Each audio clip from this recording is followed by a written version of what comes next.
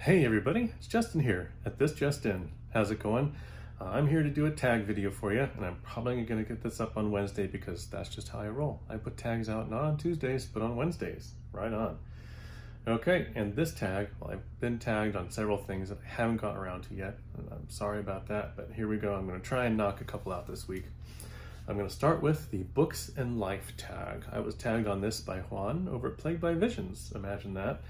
Thank you very much for tagging me. Let's see if I can get through this and make some kind of semblance of sense out of this. Okay, so the Books and Life tag. Oh, this tag, by the way, was created by Steve Donoghue.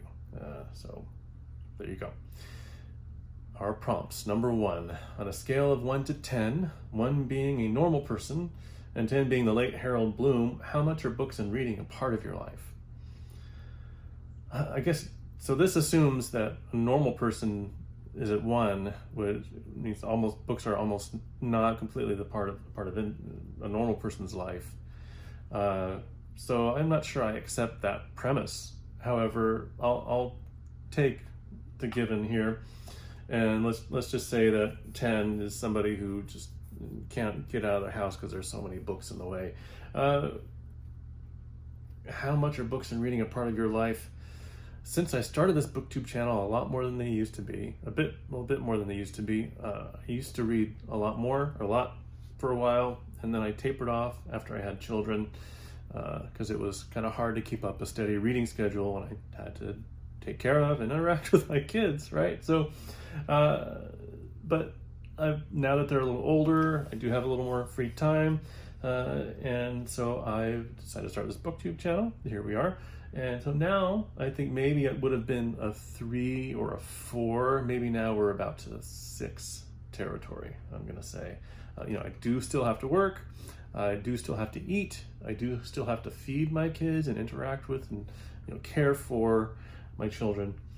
So I can't be 10 level like, I'm not sure I want to. I'm not sure anybody. I'm not even sure Harold Bloom would have wanted to, but that's right, a 6. There's the too long, didn't read answer, 6. Prompt 2, where does your personal library stand right now in relation to the rest of your life? Do you have more books now than you ever have? Fewer? How has your library changed? How has my library changed? Let's see. I haven't held on to my books, to books I had when I was younger. I shed unhauled books, I guess is the term that we use here in BookTube. I unhauled books as I went. When my wife and I got together, we combined our book collections, but we also unhauled books to narrow things down so that we weren't, in that kind of 8, 9, almost crazy territory, apparently. So, what is your personal stand right now in relation to the rest of your life? Do you have more books now? I don't know that I have more books. Oh, okay, wait. I do have more books now than I ever have in my life. If we include my children's books, my kids' books, then yeah, we probably do have more books. If we count comic books, I probably have more because I went a little bit crazy for a little while and I collected a bunch of comic books. I stopped that. I'm still collecting some graphic novels here and there. I'm not on Michael K. Vaughan level of comic book collecting. Never have and never will be. But I do have several short boxes of comics in the closet. Don't know if we're counting those, but maybe I do have more books now than I ever have in my life. Kids' books, my wife's books, comic books, books in the garage, books here, books on the 2 large bookshelves over this way that you can't see that I'm not going to show you. There's a shelf of books right here. There's books, several stacks of books by my side of the bed. Yeah, I probably do have more books now than I ever have in my life. All right, let's go on. This is getting worrisome. Let's go on to prompt 3. Take a mental step back and ask yourself, what is the most likely first bookish impression a newcomer would have in your home? I feel like that question needs a little more elaboration, but I'll see what I can do with it. Bookish impression. I mean, they would say, oh, this guy's got a lot of books. They will walk in and see these books probably. His front door's over here. They'll see these books and say, oh, that guy's got a few books. And this cool little diorama thing. And I would say, yes, I do. And then they would walk over here and they would see the two big books of shelves of books. And oh, wow, that's a lot of books. I don't think they would really fully comprehend how book crazy I am, because I think it's the books by the side of my bed that might give it away. But anyway, so yeah, they would say, oh, there's a lot of books here. Let's see. Prompt 4. How often, if ever, gulp, do you clean or reorganize your books? Reorganize. Oh, I'm always changing these up, as you might have noticed. I change out books here just to keep this kind of different and dynamic. I don't know that I rearrange these books over here very often, our kind of main collection of books. But it does get dusted every now and then. Probably not as much as it should, but it does happen. Let's see, on average, how many books? Let me make sure with the right prompt. That was 4. This is 5. I've been known to lose count. 5. On average, how many books do you acquire in a given week? A lot more lately, since I started this wonderful BookTube channel, where I am interacting with all of my wonderful viewers. Thank you very much for being here, by the way. I'm gonna say, well, I started, the Stephen King, the Read Every Book by Stephen King challenge. I kind of went on a crazy roll, getting all these Stephen King books. There's none of them here; they're over there now. And then, I guess acquiring it doesn't just mean purchasing. So books have been given to me. Thank you, Juan, and those count. So, oh gosh, since I started the BookTube channel, maybe 5 books a week. How many weeks have I been doing this? I'm not going to count. Probably more than that. Oh man, is this? Am I not normal? I don't know. I can't give you a number. I'm going to say 5 or 6, and that's probably lowballing it because I don't want to seem Harold Bloom crazy. Okay. Prompt number 6. What song is your current earworm? Oh, this has nothing to do with books. Very interesting. Let's see. A couple answers for this. I've been learning to play the guitar lately, taking it on kind of late in my life, but something I've wanted to do. A friend of mine encouraged me to do this, and I took it on.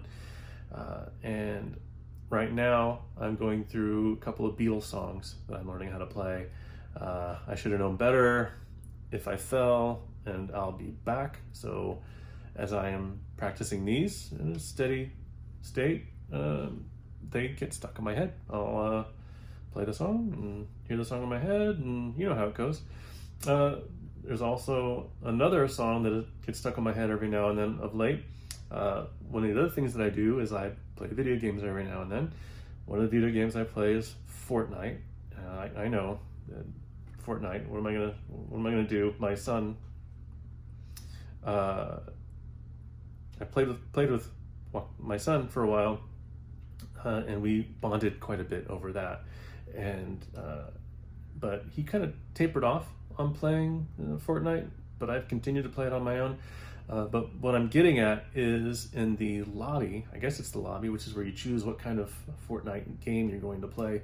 There's a song that plays, and that song gets stuck in my head. You can choose the song as long as you get that particular song.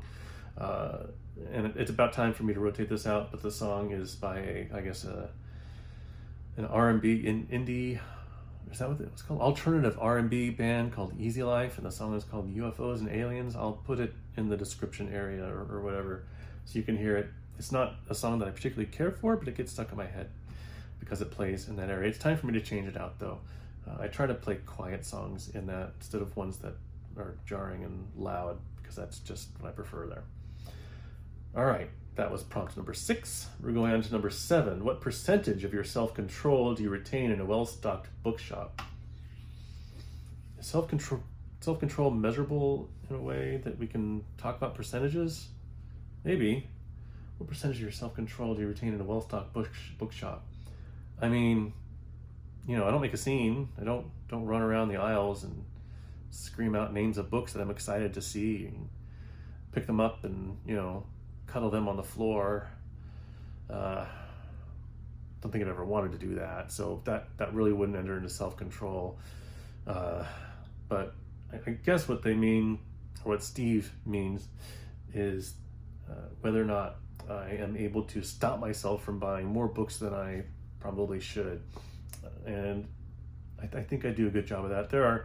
I will frequently get an armful of books, look at the books, either second guess whether I should get this book or that book, put some books back, walk around, pick that book up again and put another book away, and it becomes a whole thing. And then by the time I have probably 2/3 as many books as I had before. So maybe I'm percentage-wise self-control. Maybe I don't know. I guess 77%. No, I don't know. I mean, like I said, I'm not running through the aisles like a madman. Okay, prompt number 8. Do you ever feel the need to take a break from books? If so, what form does it take? Feel the need to take a break from books? No, I don't think that I have as much time as I'd probably like to read books. So I can't imagine feeling like, oh my gosh, I've been reading too many books, I better stop. I can't imagine that at all. So I don't. I was somewhat forced to take a break from books when I had children.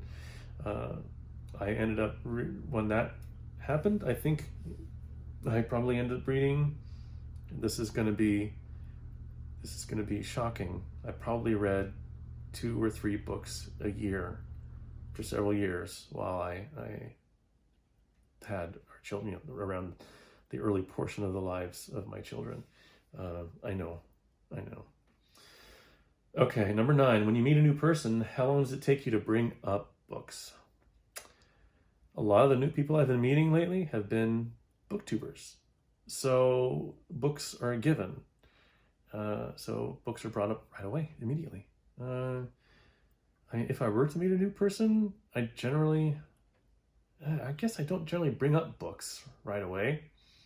I don't assume, oh wait, maybe I assume that people tend to read, but I don't really feel like prying into what books they read, but people probably don't read as much as I like to think that they do.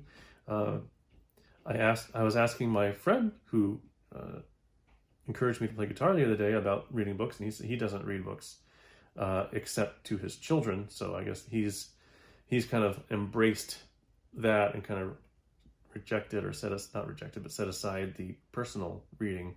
Anyway, this video is about me, not him. I don't know. It takes as long as it takes. With booktubers, it takes no time at all. Prompt 10. Have you given any thought, made any provisions for your personal library after you croak? Well, no, of course not, because I'm taking them with me, right? That's part of the deal, right? Okay, silly question. Are you known among your friends? This is prompt 11. Again, I'm keeping count. 10 is what I just did. This is 11. Are you known among your friends and loved ones for your weird and probably unhealthy relationship with books? I don't think so. I come from a long line of book lovers and readers. It doesn't seem weird to me at all to be surrounded by and frequently thinking about and reading books. It seems normal to me. I have an uncle who, for a while in the house he lived in before he moved out of it, had a shelf that went all the way around the room. There were books all packed tightly around that shelf, and there were other shelves full of books. It was a book playground. It was probably the most, outside of a bookstore, the most books I can recall ever having seen in one place. And that might only be because I confess I have not been in the Michael K. Vaughan vault of science fiction, or whatever he called it. So yeah, it's not weird at all. My friends, I don't, like I said, I'm not sure what my friends might think of the fact that I have a lot of books. When I go to people's houses, go to friends' houses, they seem to have a lot of books, or enough books that I think, okay, these are people that read. So, I don't know. Family reads books, friends read books. This idea of being involved with people that don't read books is I don't get it. And that was the last one. That was There's no prompt number 12. I guess Steve Donoghue ran out of gas and decided he was going to stop at 11. Thank you very much, Steve, for this tag, for this tag. And I guess I'm supposed to tag somebody, but I'm guessing everybody's done this tag, so I'm going to do the silly, if you haven't done it, go ahead and do it. I haven't bothered. I'm not going to bother looking at people that might not have done it because I'm guessing everybody has by now. But I very much appreciate being tagged on this. I have a couple other tags coming up. I'll try to get to those as well, hopefully this week. I have another one that I can probably get done here just as easy as this one. And the other one might take a little more research. But anyway, that's detail you don't need, probably don't want. Anyway, it's time for me to shut up and sign off now, isn't it? All right, thanks for watching. Take care. Have a great evening or day or morning or whatever time you're watching this at. All right, bye.